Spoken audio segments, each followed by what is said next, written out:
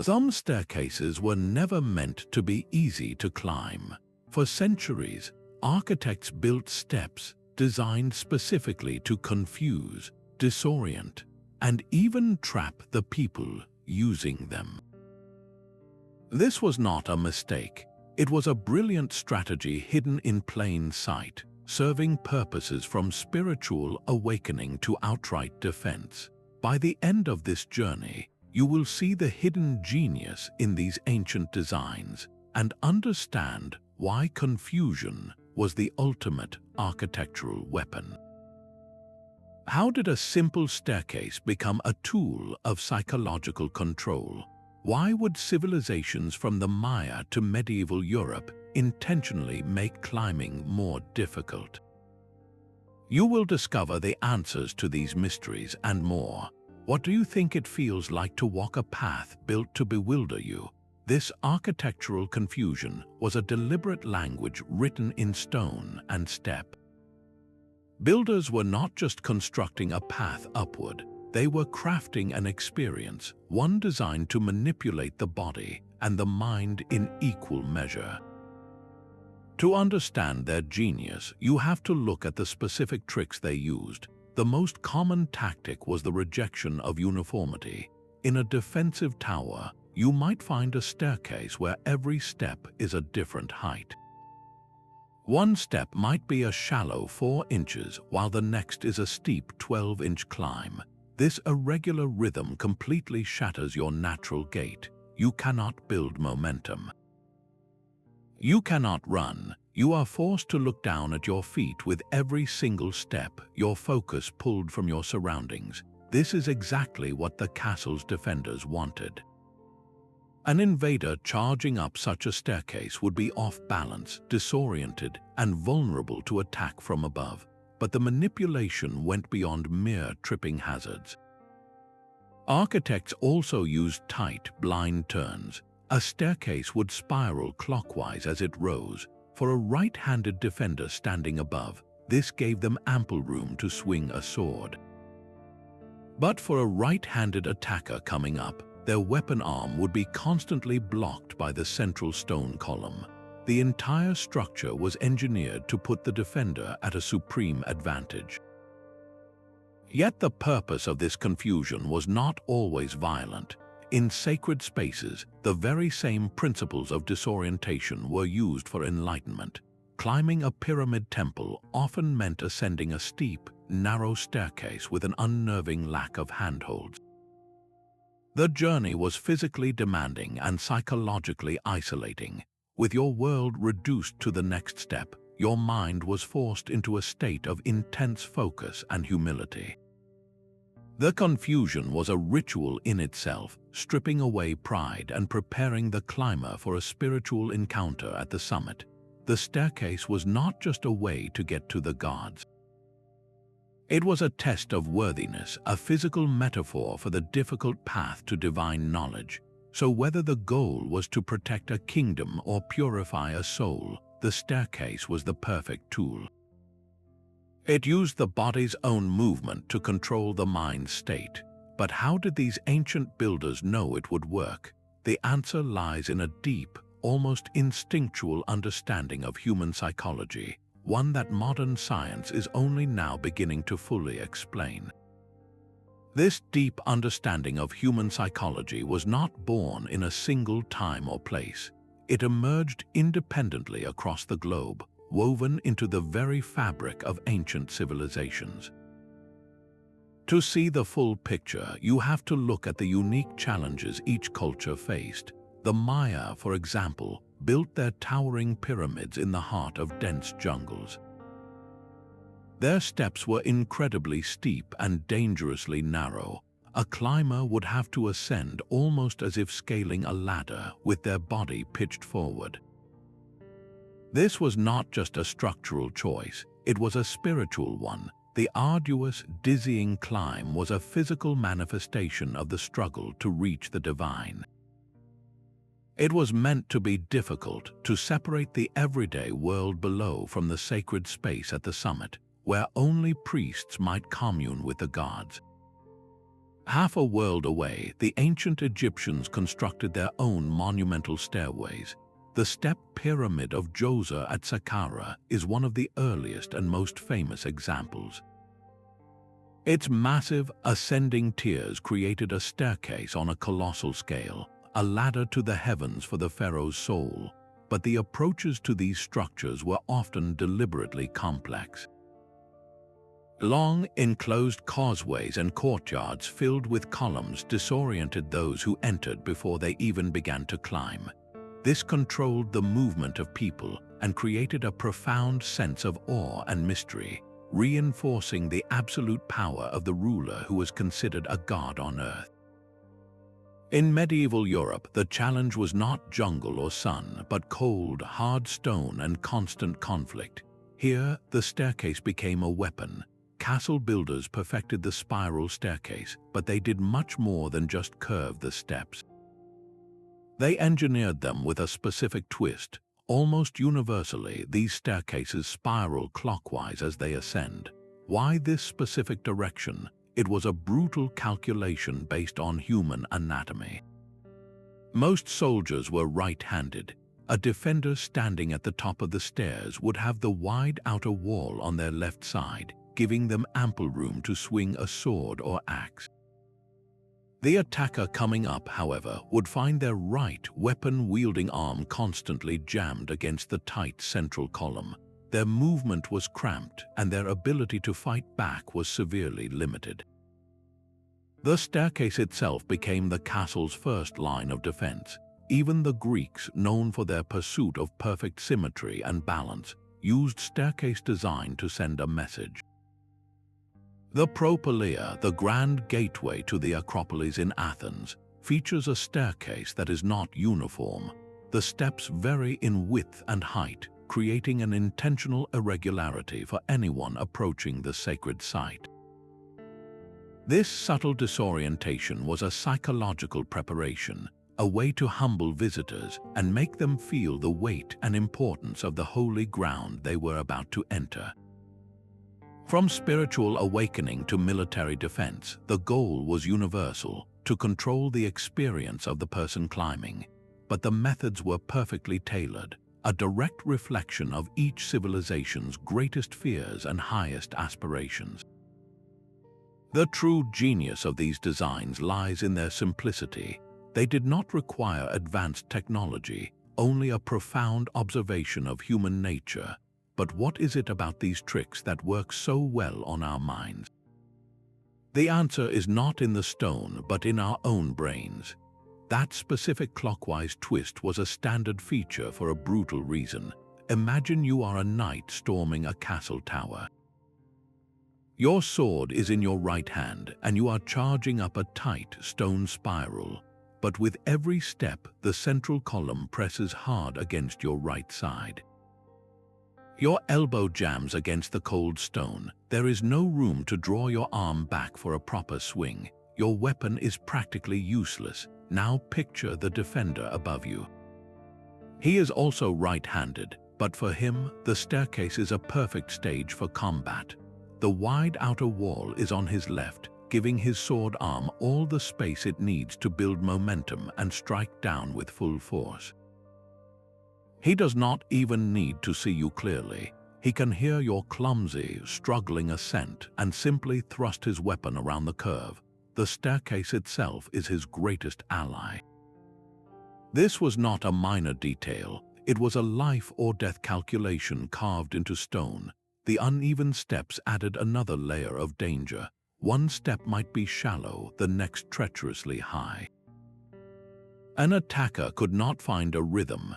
He would constantly stumble, his eyes forced down to his feet instead of scanning for threats above. His focus was fractured. His balance was compromised. He was disoriented and vulnerable long before he ever saw the defender waiting for him. This simple architectural trick was so devastatingly effective that it became a default design for keeps and fortresses across Europe.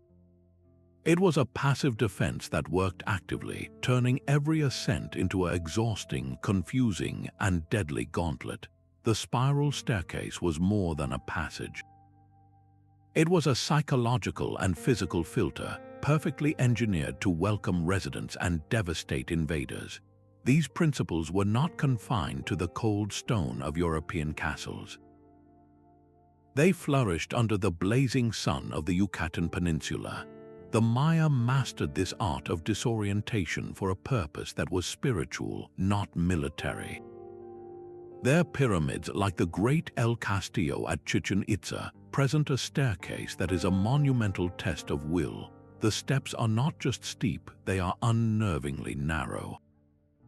Their tread is far too shallow for a comfortable foot placement, forcing a climber to ascend almost on their toes, their body pitched forward in a constant, precarious lean.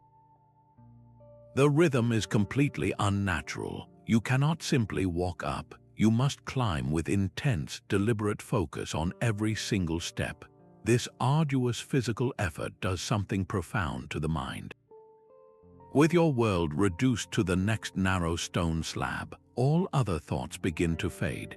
The heat, the strain, the dizzying height, it all combines to induce a state of altered awareness. The Maya understood this transformation perfectly. They believed the difficult, disorienting ascent was a physical metaphor for the soul's journey toward the gods. The confusion was not a side effect, it was the entire point. It purged the climber of worldly distractions and earthly pride, leaving them humbled and open to a spiritual encounter at the summit. This architectural control extended to the priests who presided over these temples.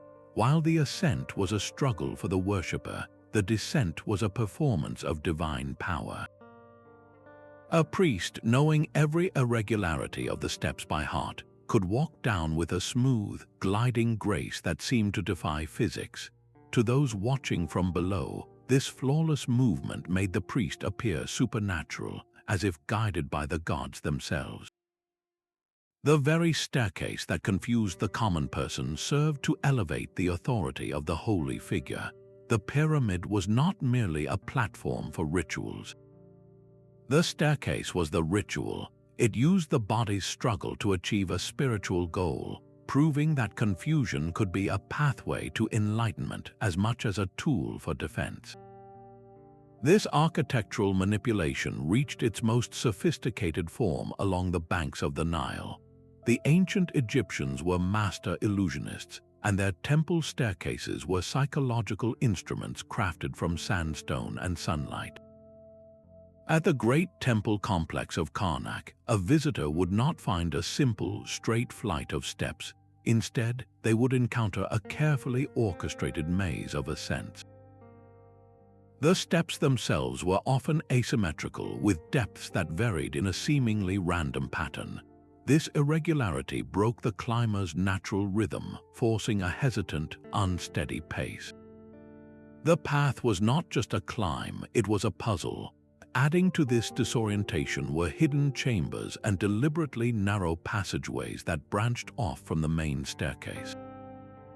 These features created a sense of the unknown, making the temple feel like a living, infinite entity. The journey upward became unpredictable, mirroring the unpredictable path to the gods.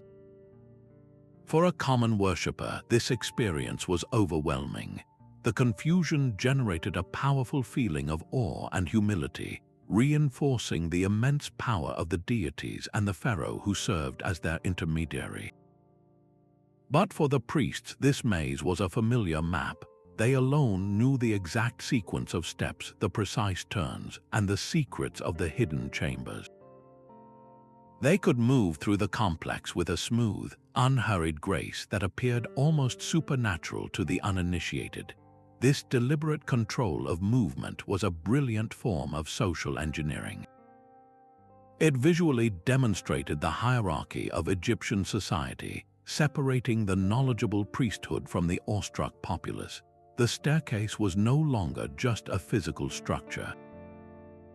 It was a barrier, a test, and a transformative experience all at once. It turned an ordinary ascent into an extraordinary ritual, using confusion not to defend against invaders, but to solidify faith and power. The very disorientation that made a visitor feel small was proof that the system was working.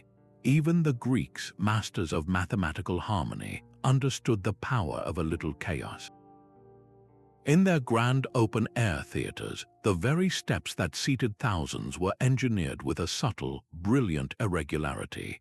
Walk through the ruins of the Theatre of Dionysus in Athens, and you might not immediately notice it. The steps appear uniform from a distance, a perfect semicircle carved into the hillside. But up close, you would feel the difference. The height and depth of the steps vary just enough to break the visual monotony. Your eye cannot smoothly follow a single straight line across the theater. This visual confusion served a profound purpose. It prevented the audience from becoming passive. The slight variations in the seating forced people to be more aware of their surroundings, to stay engaged with the performance unfolding below them on the stage.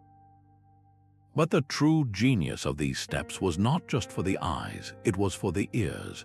The Greeks were pioneering acoustic engineers.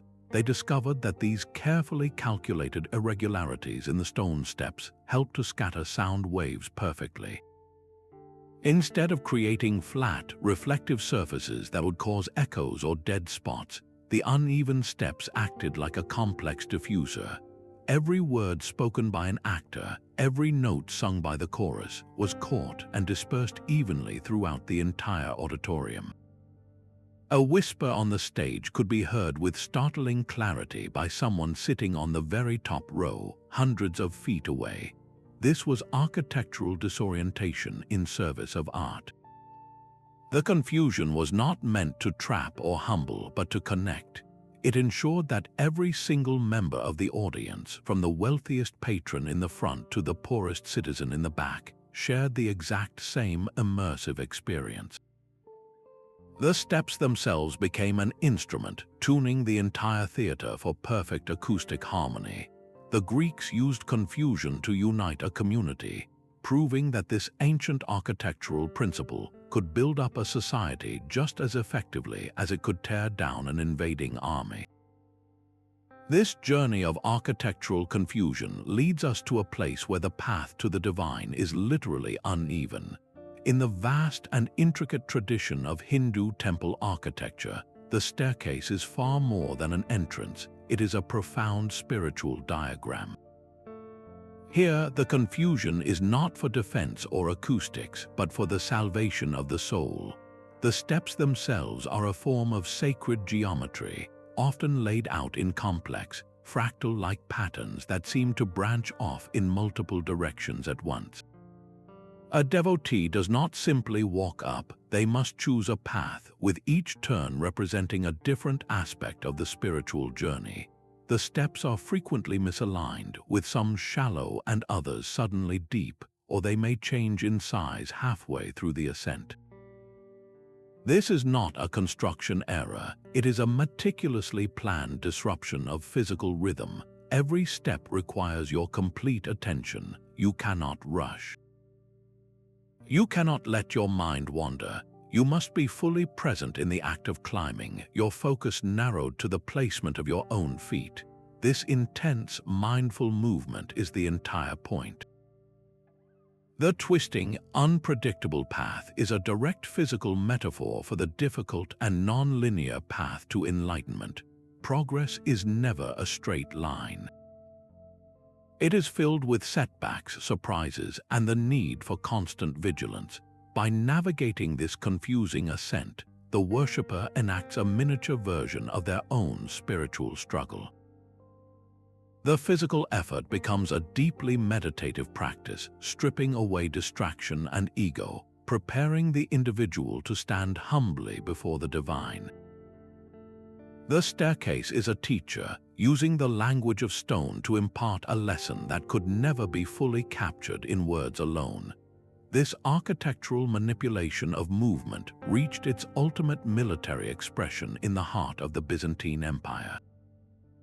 Within the legendary walls of Constantinople, a staircase was not a path but a predator, lying in wait for any invader foolish enough to enter. builders engineered these passages with a cruel and cunning intelligence, creating three-dimensional labyrinths of stone designed to trap and terrify. A staircase might suddenly fork into two identical-looking passages, but one would lead to a dead end, a cramped stone cell with no exit, perfect for ambush. The other might continue upward, but its steps could be reversible, collapsing or shifting to plunge attackers into a pit below. The most insidious trick was the false landing. An invader, believing they had reached a new level of the fortress, would burst onto a small platform only to find it was an isolated pocket with no connecting doors. Their momentum would vanish, replaced by sheer panic as they realized they were cornered, their backs to the only exit where defenders now advanced. This was psychological warfare carved into the very bedrock. The goal was not just to slow an enemy down, but to systematically break their will. The confusion sowed chaos, separating cohesive units into isolated, frightened individuals who were easily picked off. A defender, knowing the maze by heart, could appear from a hidden doorway, strike, and vanish back into the wall like a ghost. The Byzantine staircase turned the immense advantage of an invading force into its greatest weakness. It neutralized numbers and courage with geometry and confusion, proving that the most powerful weapon in a siege was not a battering ram, but a bewildering step. The principles of architectural confusion found their most beautiful expression within the sun-drenched courtyards of Islamic palaces. Here, the staircase was transformed from a tool of war or worship into a canvas for profound artistic and spiritual expression. In places like the Alhambra in Granada, Spain, staircases are masterpieces of intricate design, covered in mesmerizing zellage tilework of complex geometric patterns. These patterns are not mere decoration, they are a deliberate visual language. As you ascend, the repeating, interlocking shapes create an hypnotic effect, a sense of infinite expansion that dissolves the boundaries of the physical space around you. The steps themselves often hold a subtle secret. Their proportions and dimensions are frequently based on sacred geometry, with slight, almost imperceptible variations in their rise and run. You do not consciously notice that one step is a fraction taller than the next, but your body feels the gentle disruption to its rhythm. This is not a design flaw, it is an intentional invitation. You are compelled to slow your pace, to abandon a hurried climb in favor of a more contemplative ascent. Your gaze is drawn upward by the patterns, your mind engaged by the mathematical harmony, and your body forced into a mindful, deliberate movement. This entire experience is a carefully choreographed journey. The confusion is not meant to disorient in a frightening way, but to elevate. It encourages a state of thoughtful wonder, pulling you away from the mundane concerns of the outside world and guiding you toward a deeper appreciation of beauty and order. The staircase becomes a physical metaphor for the spiritual path in Islamic thought, a journey toward divine understanding that is complex, beautiful, and requires patient contemplation rather than a rushed, direct approach. It is confusion in the service of awe, proving that the same architectural principles used to confound invaders could also be used to open the human heart to transcendence. High in the Andes Mountains, the Inca engineered a different kind of confusion, one woven directly into the fabric of the earth itself. The staircases along the trail to Machu Picchu are a masterclass in topographical warfare. They do not fight the mountain, they become the mountain. The steps are hewn from raw stone, each one a unique shape and size, following the natural contours of the cliff face. There is no uniform rise or run. One moment you are taking a short, comfortable step, and the next you are hoisting yourself up a knee-high ledge. This irregular rhythm is utterly disorienting for anyone not born to these paths. An outsider's progress becomes a slow, exhausting scramble. their eyes constantly down, their breath short in the thin air, completely vulnerable and lost. For a potential invader, this was a nightmare. The trail offered no clear line of sight or predictable path. An army would be strung out, isolated, and exposed on the narrow steps, unable to move as a cohesive unit. They were not just climbing a staircase, they were navigating a lethal maze designed by the mountain itself. Yet for the Inca Chasqui, the legendary relay runners, these same stairs were a highway. They knew every irregularity, every hidden handhold, every shortcut. They could fly up and down these treacherous slopes with a grace and speed that seemed superhuman to outsiders. The very confusion that trapped an enemy was a familiar map for the initiated. This architectural strategy served a dual purpose. It was a brilliant, passive defense system that protected sacred sites like Machu Picchu without the need for a single guard tower. But more profoundly, it represented a deep philosophical harmony with nature. The Inca did not seek to conquer the landscape with straight, imposing lines. They embraced its chaotic beauty, using the mountain's own irregularity as their greatest shield. The staircase was not built on the land, it was born from it.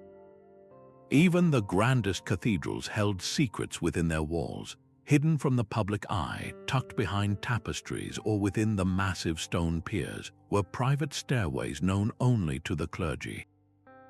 These were not the wide, processional steps for the congregation.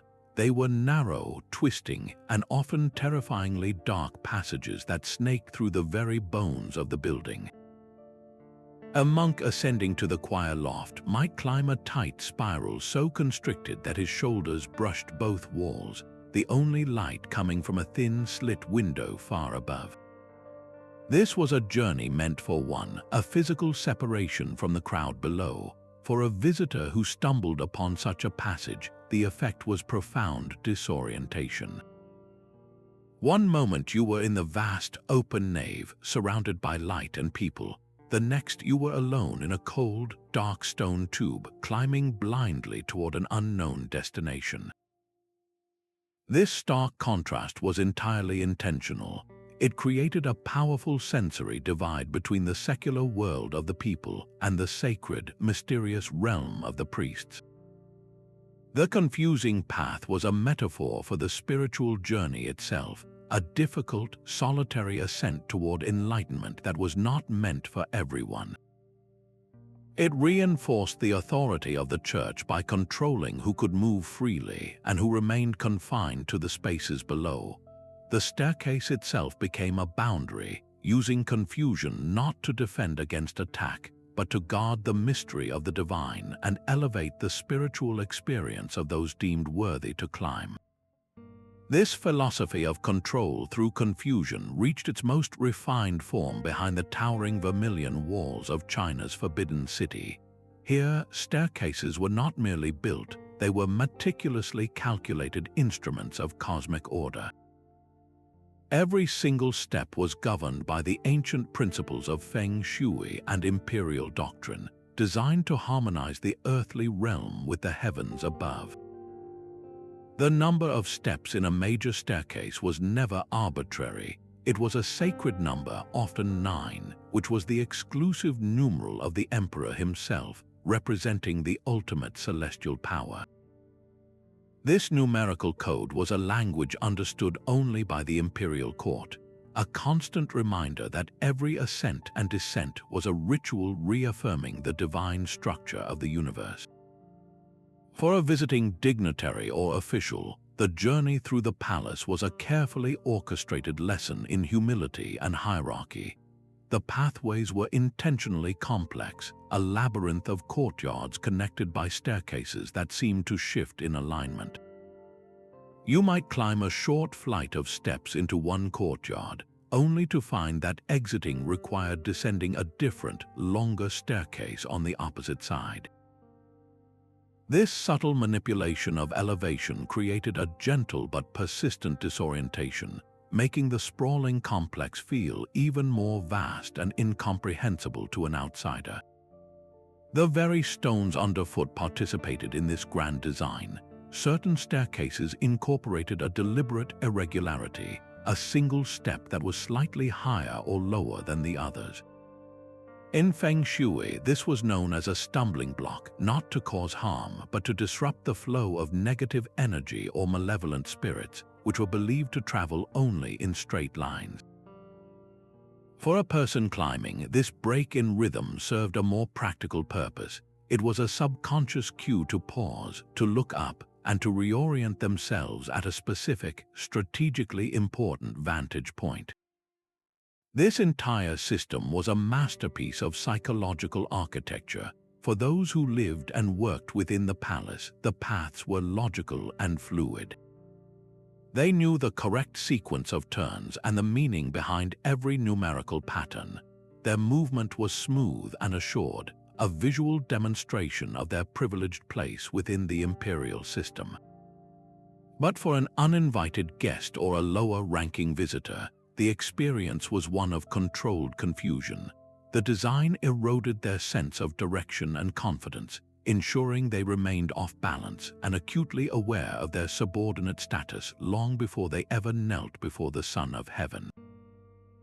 The staircase, therefore, was the ultimate gatekeeper, using sacred geometry and subtle disorientation to protect not just a physical space, but an entire social and cosmic order.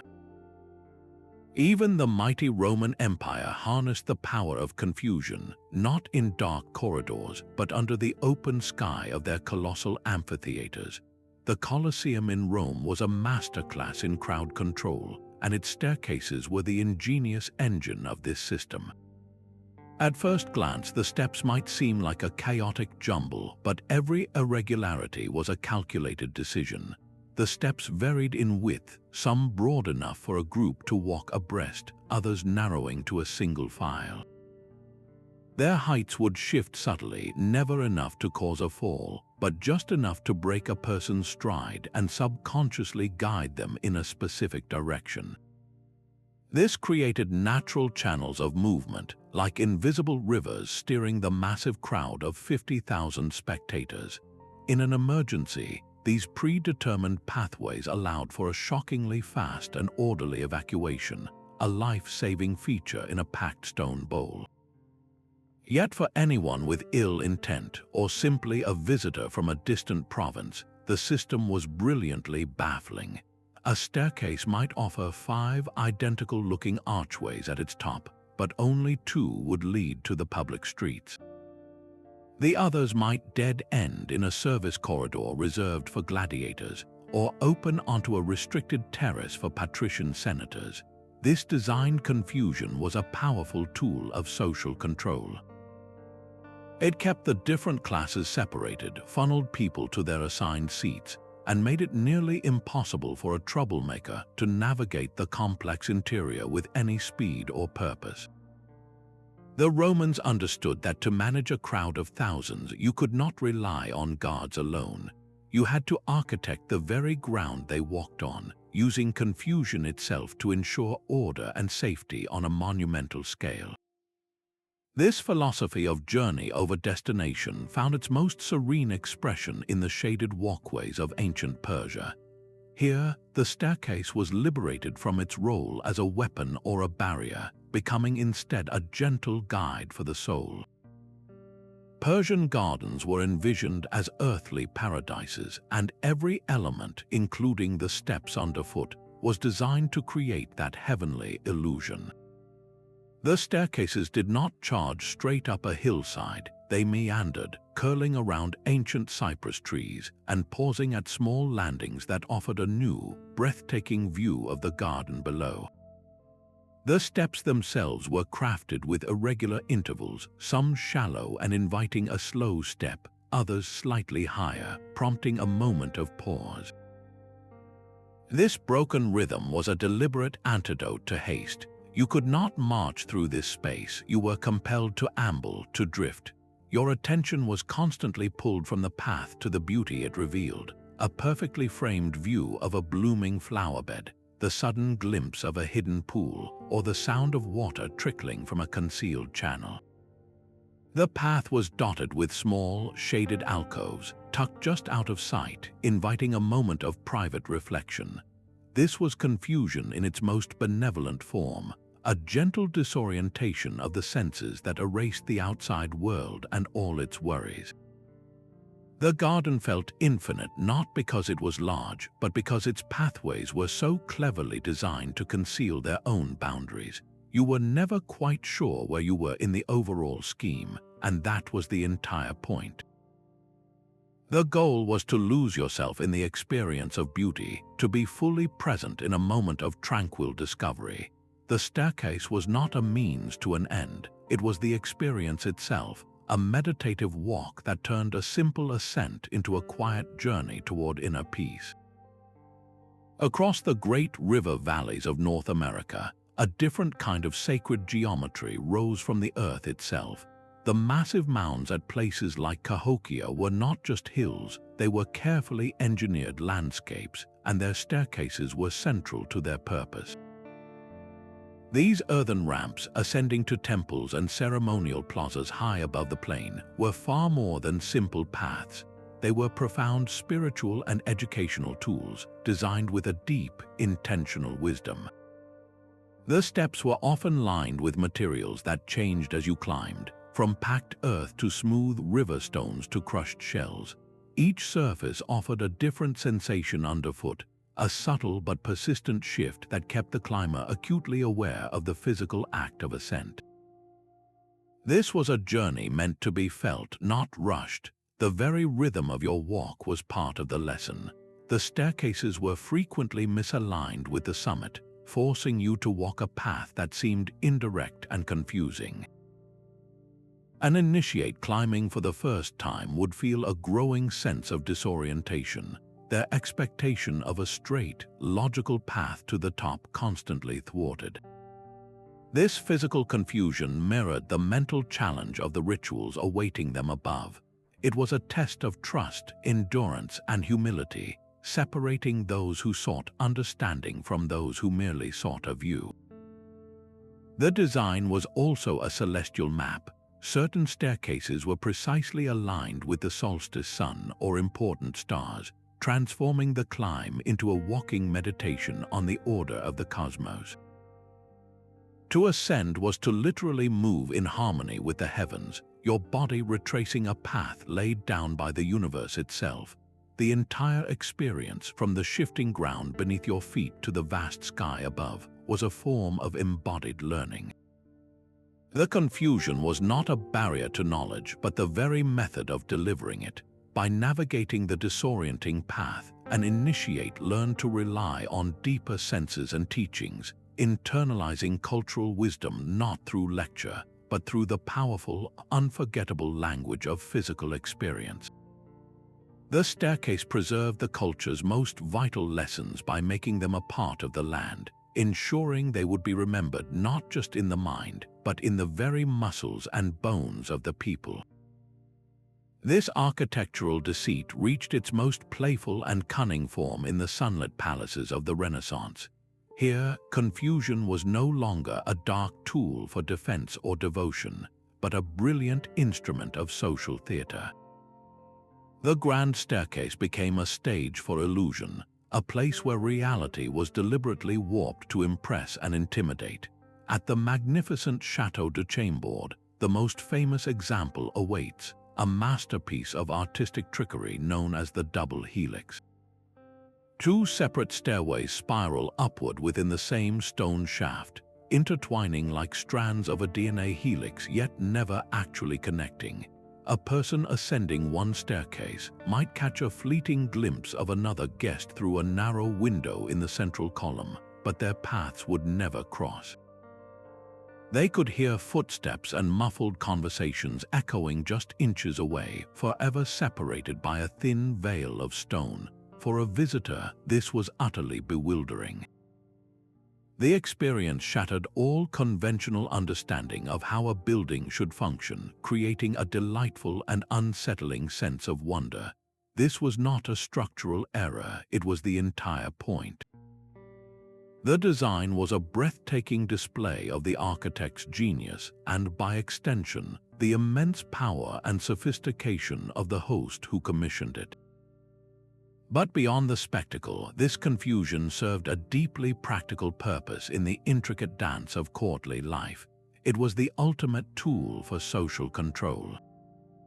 A nobleman wishing to avoid a tiresome political rival could simply choose the opposite staircase, gliding unseen to his destination while the other man fruitlessly searched the halls.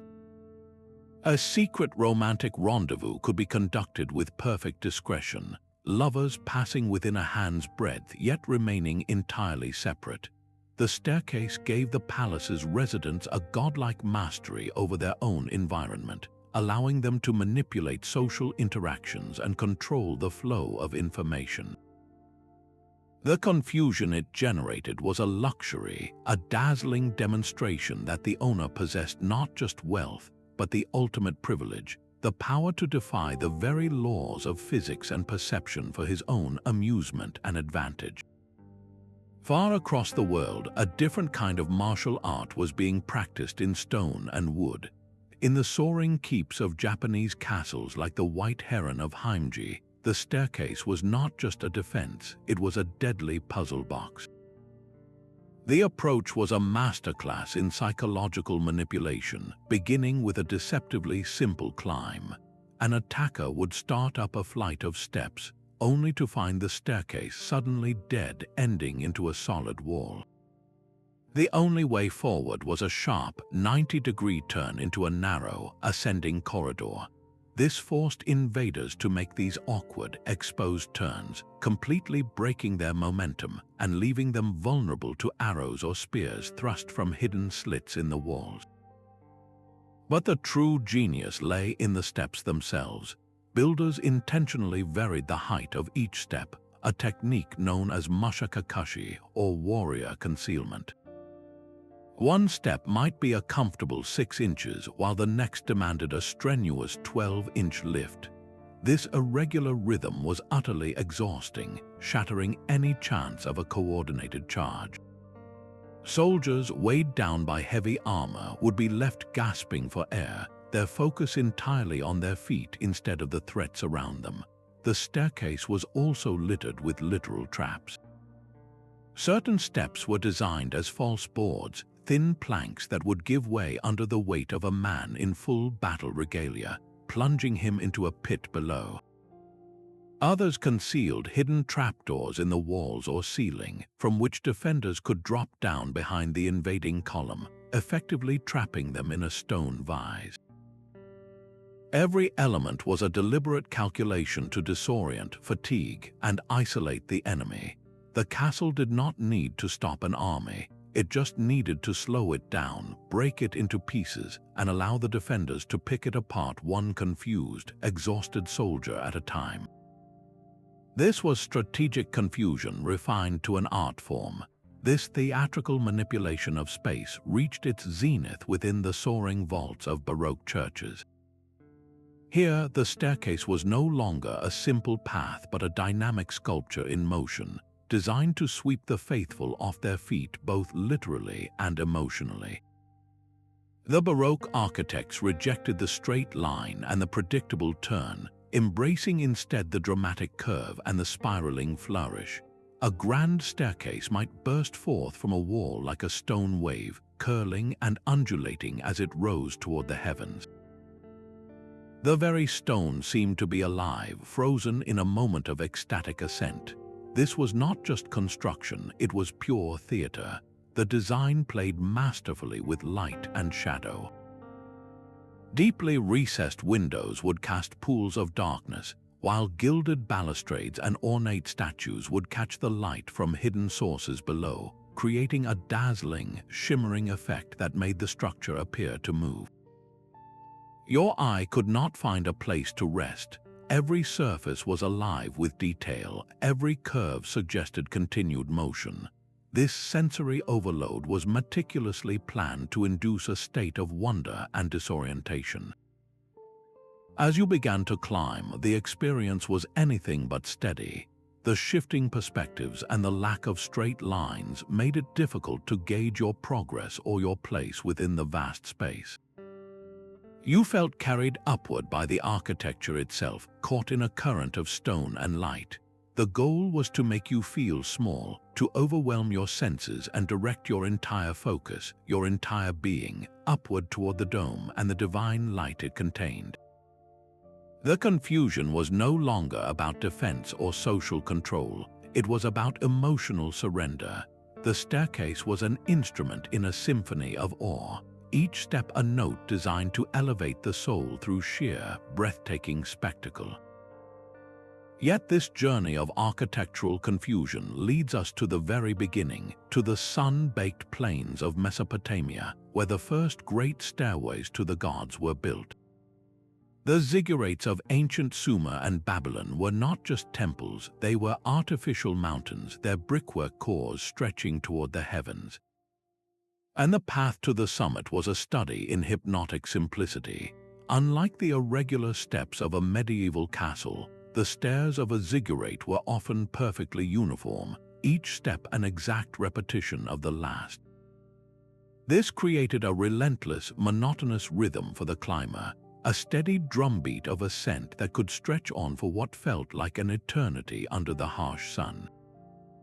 There were no surprises, no variations to break the trance. Your body would fall into a mechanical rhythm, left foot, right foot, left foot, right foot, while your mind, deprived of any changing stimulus, would begin to turn inward. The world below would slowly fade away, its sounds and sights becoming distant and unimportant. The sheer physical exertion, combined with this sensory deprivation, induced a powerful altered state. The blurring of the line between the physical effort and the spiritual goal was the entire purpose of the climb. This was confusion achieved not through complexity, but through absolute minimalism. The staircase was a tool for shedding the self, for stripping away the distractions of the everyday world so the climber could arrive at the temple above utterly focused, humbled, and ready to commune with the divine. The ziggurat did not need traps or turns. It used the sheer, repetitive power of the climb itself to transform the human spirit. Even the most practical Viking homes were built with a raider's cunning. Within the smoky warmth of a Norse longhouse, the entrance was a carefully controlled choke point, and the steps leading up to it were its first line of defense. These were not grand, ceremonial staircases, but simple, often treacherous wooden steps designed for one purpose: to protect the family inside.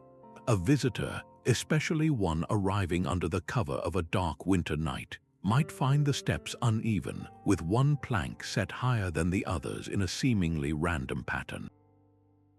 Or the staircase might be partially obscured by a low-hanging eave or a strategically placed barrel, its first step hidden in shadow. This was not carelessness.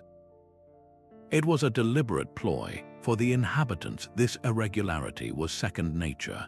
They knew the exact number of steps, the precise spot to place their foot to avoid the creaky board, and the subtle turn needed to clear the low doorway.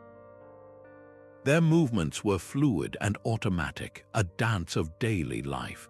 But for an uninvited outsider, a rival clansman on a raid, the experience was one of sudden, dangerous clumsiness. Charging toward the door in low light, he would catch his boot on the uneven rise, stumbling forward and breaking his momentum. That single moment of confusion and noise was all the warning the family inside needed. It was a passive alarm system carved from wood, giving the defenders precious seconds to grab their axes and shields and meet the threat at the door on their terms. This simple, brilliant integration of confusion into the most humble of structures proves that this architectural principle was not reserved for kings and priests. It was a fundamental tool of survival, woven into the very fabric of daily life, ensuring that even an ordinary home could become a formidable fortress when danger came calling. These principles of psychological architecture were a global language, spoken in the stone and wood of royal compounds across Africa. Here, the staircase was not merely a physical barrier but a cultural cipher, a three-dimensional puzzle that only the initiated could solve. Approaching the royal compound of a Yoruba king or an Akan chief, an unauthorized visitor would be met with a pathway that defied all expectations of a straight, welcoming entrance. The steps were often arranged in a complex, seemingly illogical pattern, perhaps zigzagging back and forth or branching off into multiple, identical-looking paths that circled back on themselves. This visual confusion was the first line of defense, a maze designed to bewilder and deter, but the true genius was in the details etched into the steps themselves. Each stair might be adorned with intricate symbolic carvings, a visual language understood only by those within the court. One pattern might signify danger or a false path, while another, nearly identical to an untrained eye, marked the correct and safe route. This was knowledge literally carved into the floor, a secret map for those who knew how to read it. For a member of the royal family or a trusted advisor, the path was clear and direct. Their movement was a smooth, confident glide, a visual performance of their privileged status and deep cultural knowledge. But for an outsider or someone with ill intent, every step was a potential mistake. The confusion created a powerful psychological buffer, reinforcing the sacredness of the space and the immense social hierarchy that protected it. The staircase served a dual purpose. It was a physical guardian of the king's privacy and a spiritual guardian of the community's most sacred secrets. By controlling movement, it controlled access to power, knowledge, and the divine, proving that the most impenetrable walls are not always made of stone, but of cleverly crafted confusion. This architectural language of confusion found a home not in castles, but in silence. Within the secluded stone walls of a medieval monastery, the staircase was never just a connection between floors, it was a spiritual instrument. The goal here was not to defend against invaders, but to defend against a wandering mind, to protect the sacred quality of contemplation from the intrusion of distraction. A monk moving from his cell to the chapel might not take a direct route. Instead, he would navigate a labyrinthine path, a series of short, turning flights that offered no clear line of sight from beginning to end. This was a journey without a destination where the act of moving itself became the entire point. The steps underfoot were often deliberately uneven, worn smooth in unpredictable patterns. One stone might dip slightly, the next might be raised. You could not rush. You were forced into a slow, measured pace, your attention constantly brought back to the placement of your own feet, to the present moment. This physical mindfulness was a form of prayer without words. The walls of these stairwells were rarely bare. They might be carved with simple, repetitive inscriptions from scripture, or feature small, shallow niches that held a single candle or a plain cross. These were not decorations, they were focal points, designed to catch the eye and divert a brother's attention inward during his ascent or descent. The confusion of the path ensured that a monk could not simply daydream his way through the building. He had to be present, he had to be aware. The architecture actively supported his vow of silence and his life of reflection by making absent-minded movement impossible. The disorientation was gentle but persistent, a constant reminder that the spiritual path was not straight or easy, but required constant vigilance and humility. In this peaceful setting, confusion was stripped of all aggression and repurposed as a tool for inner peace, proving that the same principle used to win a siege could also be used to win a soul. Even the most functional daily routines were transformed by this architectural philosophy. Within the serene, steam-filled world of the Ottoman hammam, the staircase was not a barrier, but a gentle guide into a state of profound tranquility. The journey began not in the hot room, but on the steps leading to it. These were not dramatic or imposing stairs, but a series of subtle, almost imperceptible shifts in level and direction. A bather would not simply walk through a doorway from a cool room into a hot one. Instead, the path would curve gently, the floor rising and falling in shallow, irregular steps that broke the straight line of sight and the rhythm of their walk. This was a deliberate slowing mechanism. The body could not rush. It was forced to adopt a slow, measured pace, allowing the senses to gradually acclimate to the increasing warmth and humidity that seeped from the walls ahead. The mind, freed from the need to navigate a predictable path, would begin to quiet down. The gentle disorientation was a form of sensory preparation, stripping away the haste and worries of the outside world one soft step at a time. By the time a bather reached the central heated chamber, the transition was so seamless they were already halfway to a state of deep relaxation. The confusion was not a challenge to overcome, but a therapeutic tool in itself, a ritual woven into stone that taught the body and mind how to let go. The staircase ensured that purification was not a sudden plunge, but a slow, mindful immersion into calm.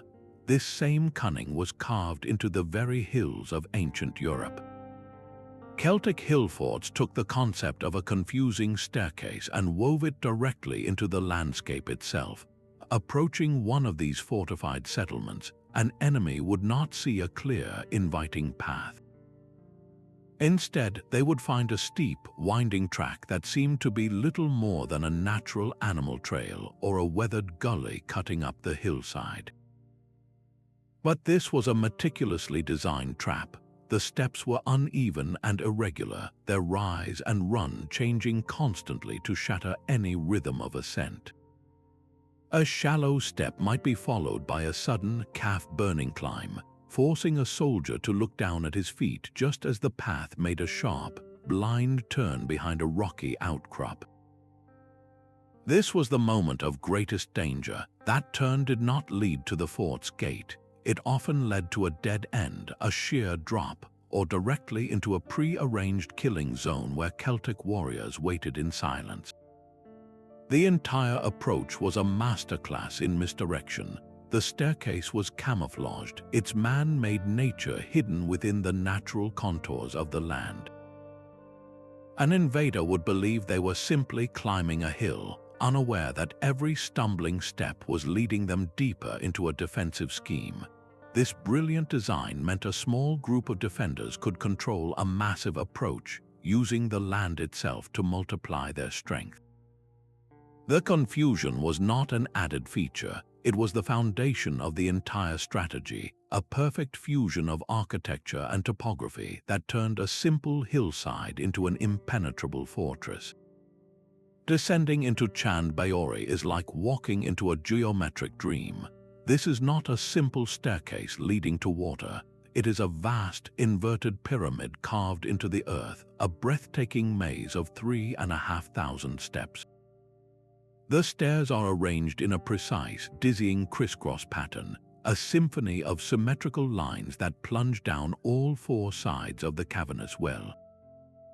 From the surface, you look down into a mesmerizing illusion, a seemingly infinite repetition of steps and shadows that confuses the eye and challenges depth perception. The true genius of this design, however, lies in the experience of the descent. With every step you take downward, the world above begins to vanish.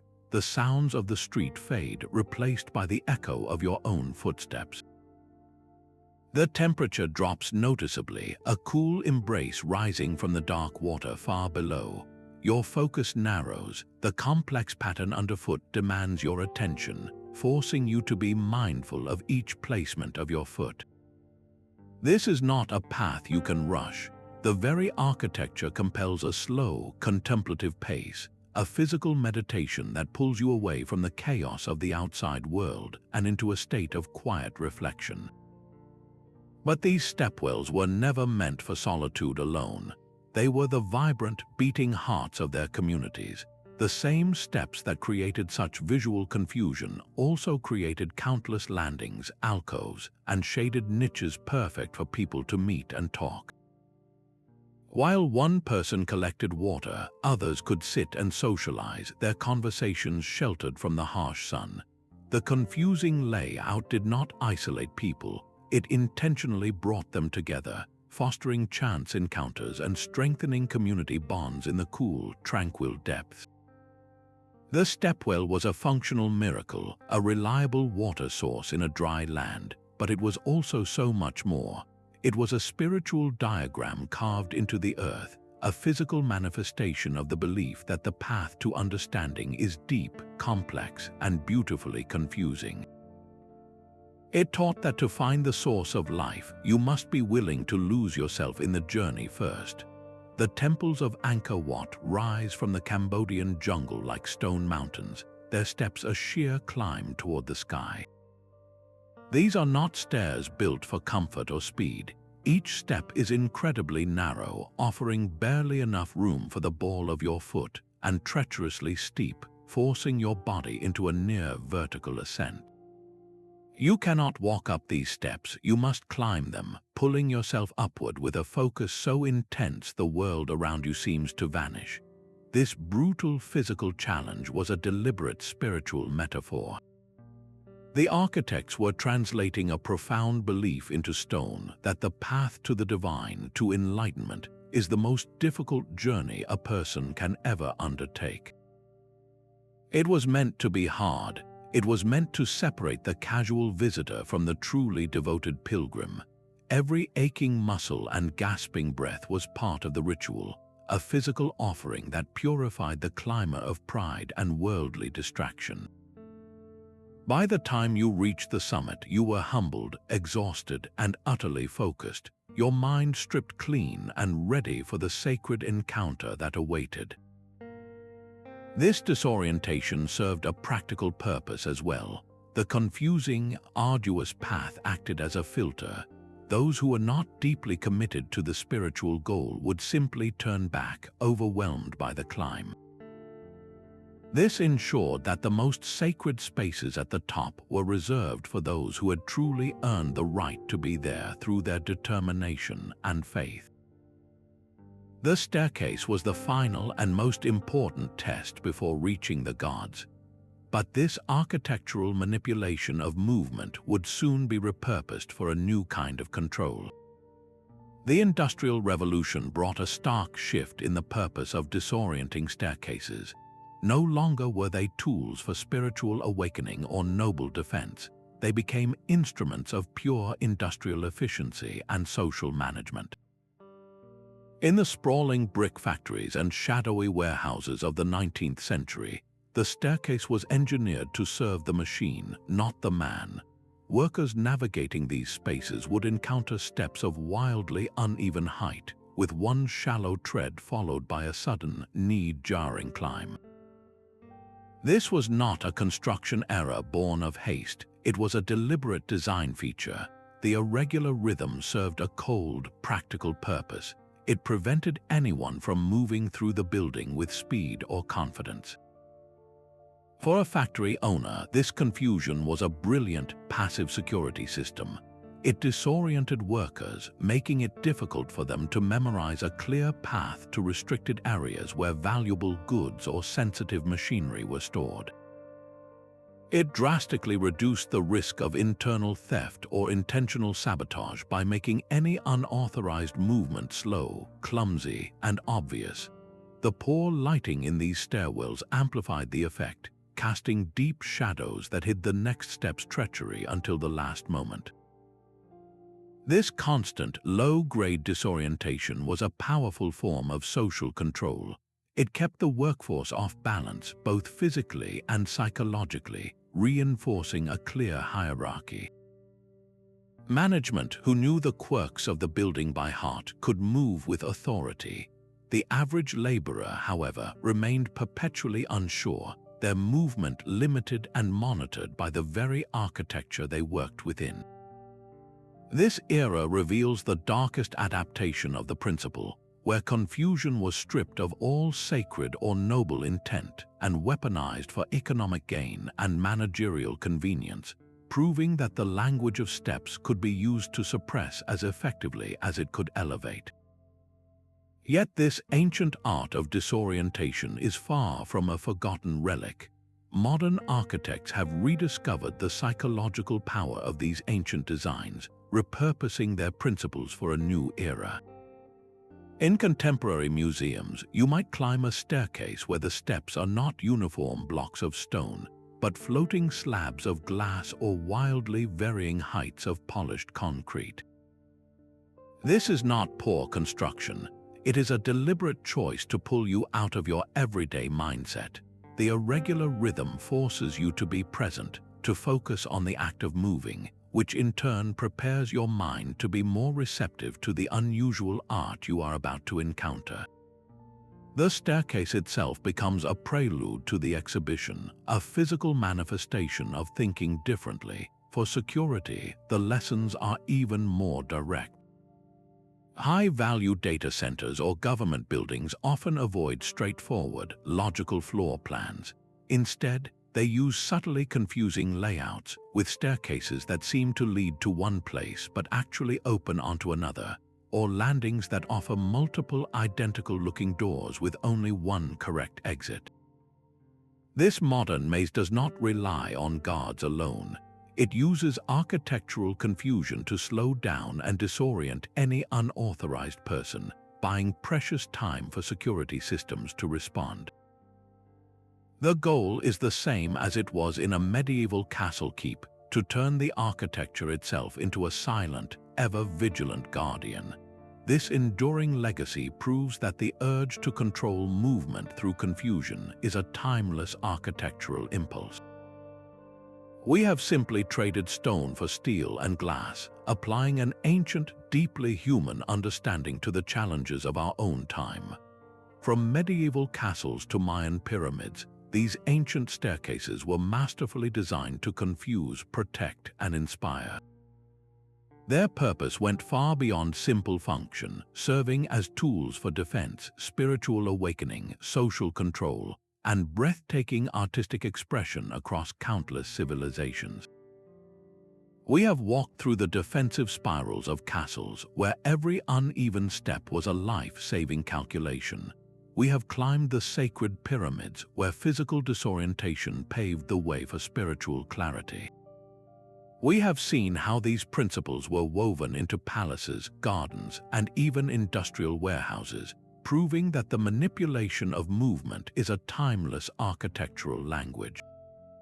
This journey reveals the profound cleverness of our ancestors, who understood human psychology so intimately they could shape it with stone and step. They knew that confusion could be a gateway to the divine, a shield against invaders, and a canvas for profound beauty.